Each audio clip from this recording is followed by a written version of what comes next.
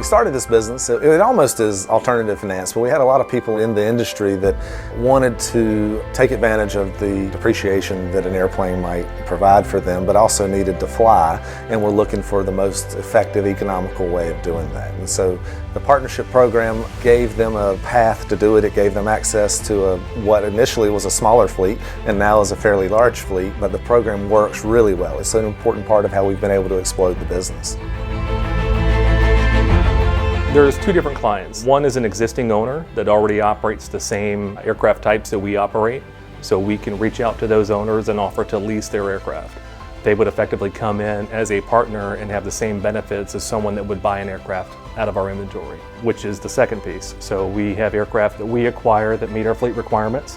We'll perform any upgrades as far as paint interior, install Wi-Fi, and then once it's up to our standard, we can sell that aircraft to that partner, and then they effectively are an aircraft owner in our program. Once we have sold that aircraft, we lease it back on a fixed 5-year term. They have access to our fleet for their flight requirements up to 120 hours a year.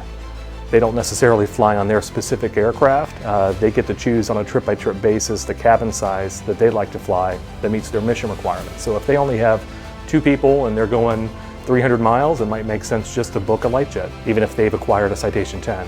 Or if they have a transcon trip and they need that coast-to-coast range, they can book the G4SP or they can book the Citation 10. So it gives them that flexibility as an aircraft partner. And then the capital that we receive back from that aircraft sale allows us to go buy another airplane. So it's always a +1 that keeps growing the fleet, and that's how we've gotten to 75 airplanes.